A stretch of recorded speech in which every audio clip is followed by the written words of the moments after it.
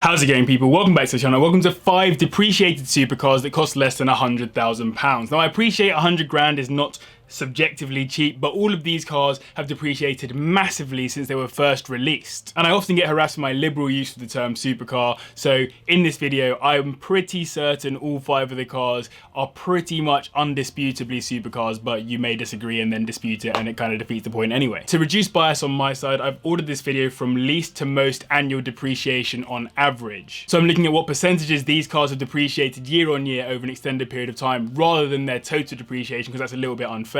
I'm also doing that with inflation in mind, so whatever the prices of the cars were new, I've upped their values to whatever they would have been with inflation. If you don't understand this, I do apologise, I'll explain it in the description. Remember that I'm in the UK, so prices in other countries may differ, and remember that whenever you buy any supercar, maintenance and all that stuff is going to be an absolute nightmare. So just because they're depreciated doesn't mean they're going to be cheap to run. Anyway, remember to like, comment, subscribe, all that great stuff, and without further ado, let's get into the video.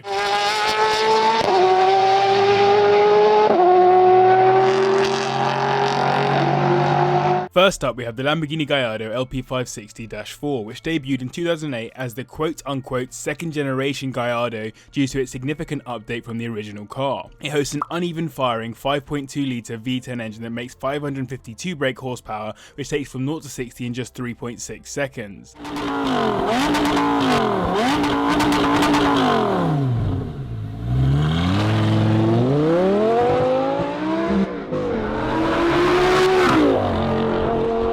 The naming convention is pretty simple too. LP stands for Longitudinale Posteriore, which refers to the positioning and direction of the engine, 560 stands for the amount of PS the car produces, and 4 stands for the number of driven wheels. Despite the increase in performance over the former gen Gallardo, it has a decrease in fuel consumption and emissions, partially thanks to its direct fuel injection system. The updated design was inspired by the Murcielago LP640 as well as the Reventon, and it came with either a 6-speed manual or a 6-speed E-gear automatic. Shout out those of you that remember the dreaded manual alert, but you know which of the two I'd prefer. Many journalists named it the Baby Lambo, and it was the predecessor to the Huracan, just below the Murcielago in this case. Funnily enough, if you look at the background of the music video for Kanye West's Mercy, it's a Gallardo sitting there, as they couldn't get a Mercy in time for the shoot. Seems a bit mad. You'd have thought that someone as famous as Ye would have the power to get one from Lamborghini. Maybe he filmed it on a Sunday and they were closed. Shout out again anyone who clocked that. Adjusted for inflation, these cost almost £205,000 new back in 2008, and yet now the minimum you'll find these listed for is around £80,000 with high mileage. For 20 grand more than that, you're looking at a 2012 model with around 20k miles on the clock, or fewer miles on older examples. On reliability, owners are generally very positive, but remember that these cars tend not to be used as daily drivers. The E-gear is said to be much more reliable than the previous gen,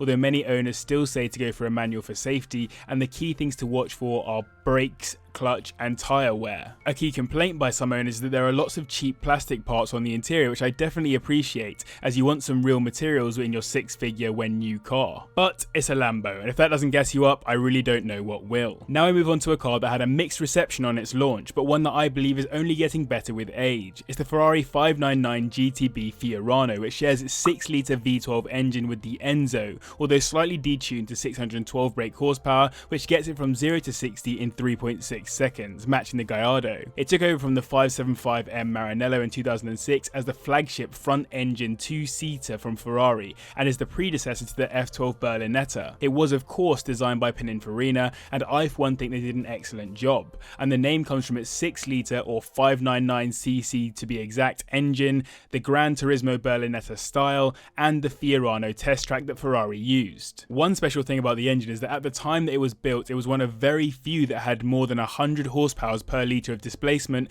without any kind of forced induction like a turbocharger or supercharger. It came as a 6-speed automatic paddle shifter called the F1 Superfast, but 30 were also built as manuals, making them incredibly rare. The focus by Ferrari was to build the ultimate Grand Tourer, but to do so they used some insane extra features like an aluminium chassis which decreased weight over its steel predecessors, an underbody spoiler and Venturi tunnels to produce 160 kilograms of downforce at 186 miles per hour, carbon ceramic brakes as an option, and semi-active dampers for stability. Matched with a luxurious interior, you could cruise it up to 208 miles per hour in some style. Adjusted for inflation, these were almost £250,000 new, and yet now the cheapest examples are listed at just £80,000. For your 100 big ones, you'll get a 2008 example with around 10 to 20,000 miles on the clock. These are starting to become very well loved cars, and more people have been asking around what common problems they have. I can find two main ones: fuel pumps going on early models, which Ferrari seemed to create a fix for in the end, so worth checking that this has been done,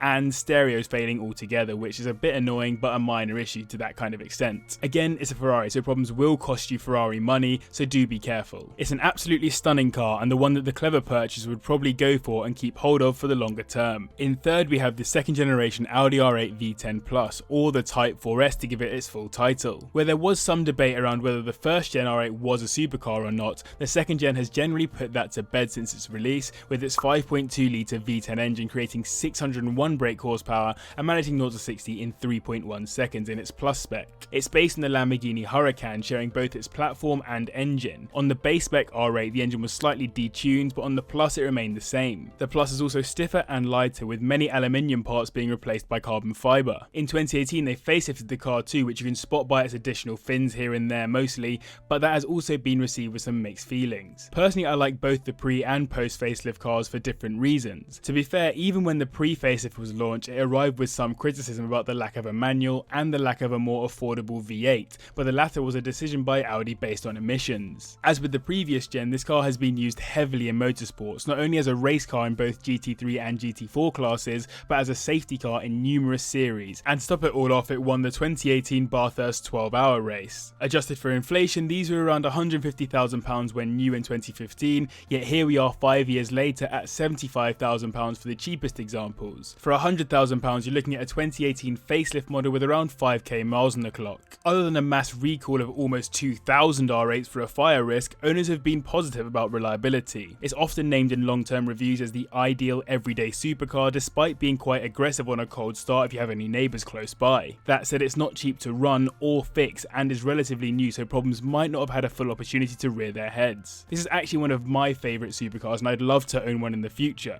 But less about me, let's get on to the top two. If you're enjoying this video so far, remember to hit the like button, it would really be appreciated by me and helps with the algorithm. Subscribe as well if you haven't already. 84% of you haven't subscribed, so hit it, and follow me on Instagram at carswithjb, I'd really appreciate that too. Let's get back to it. Taking second in this video are the Mercedes AMG GT R, which is potentially the most debatable in terms of supercar status because it is simply the top of the range of a whole host of AMG GT cars, but I would argue the specs speak for themselves in this case. A 4-litre twin turbocharged V8 pushing 576 brake horsepower and managing 0 to 60 in 3.5 seconds.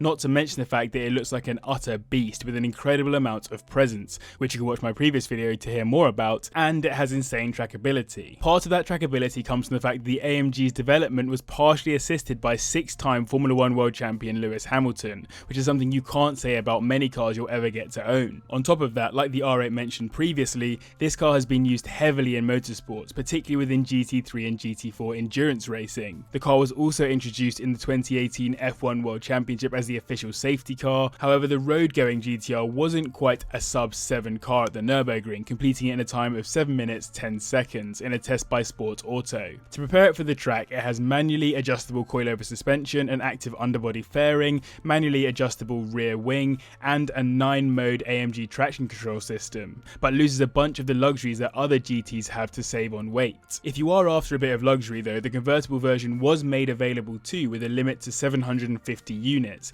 It looks absolutely stunning with the roof down, but I'm not sure I quite understand the purpose of it. Adjusted for inflation, these were around £152,000 when new in 2017, and yet now you can get the cheapest examples for around £95,000, so only just within the boundaries of this video. For 100 grand, you're looking at a 2017 example with under 10k on the clock though, which isn't too bad. The release of this car was quite clumsy by Mercedes, as many cars came with missing aero parts under the car, particularly in the US, which led to them stopping sales briefly before fixing the issue and and restarting. Again, this car is too new to have a clear picture on common issues, but many people have noted struggling with Mercedes customer service when they've had problems. As Mercedes make both supercars and family cars and everything in between, they have been criticised for not giving due care to customers spending hundreds of thousands of pounds with them. All in all, maybe more of a track beast than a supercar, but a nutty car nonetheless. It would have been rude if the most appreciated supercar on this list wasn't a McLaren, and I've specifically gone for the 650S with its 3.8 litre twin turbocharged V8, putting out a massive 641 brake horsepower, taking it from 0 to 60 in 2.9 seconds and a top speed of 204 miles per hour, making it the most powerful and quickest car on this list. It shares its carbon fibre reinforced polymer chassis with the McLaren 12C and is basically an evolution of that car in many respects. It basically took a lot of the 12C's features and updated and refined them to make it faster, better handling and smoother overall. Similar to Gallardo, the 650 refers to the PS of the car and the S simply stands for sport. Ignoring depreciation for a moment, the car has some pretty unreal features like the fact that it uses the data and findings from the McLaren P1 to inform its design, making it as responsive and focused as McLaren could manage at the time. The new front splitter also increased downforce by 24% over the 12C, which is insanity, and the rear diffuser was carried over from the 12C GT3 race car, so this is a proper beast. My favourite thing about McLaren's is the interior, and the 650S doesn't fail to please with its Alcantara as standard, infotainment from the P1 and some options like carbon fibre seats to set some specs apart. Value wise, Lockdown has actually been quite good to these as they've stabilised since the end of last year, but still, adjusted for inflation, these were £220,000 when new in 2014, but you can get them now for as little as £90,000 with 25k on the clock. £100,000 will snag you a 2016 example with under 10,000 miles on it too, which is pretty mad. There are a couple of known issues with the 650S, mostly related to the electrics for the infotainment, aircon and a few other bits and pieces, but I think the greater issue that owners note is the support from McLaren. Loads of owners who have run into issues have made complaints about the quality of service they've received, which is not what you want. From owners and long-term tests though, running costs aren't horrendous depending on what you use the car for, but I can imagine any repairs out of warranty would be a nightmare in terms of figures. All in all, a stunning supercar for the money with some insane depreciation. Let me know in the comments if you think this car has much further to fall in terms of price. So I hope you enjoyed this video. If you did, remember to hit the like button, subscribe for more weekly car content and comment down below your thoughts on this video, good or bad or whatever they were. Massive thank you to the patrons as always, and thank you very much for watching. I'll see you in the next one. Listen.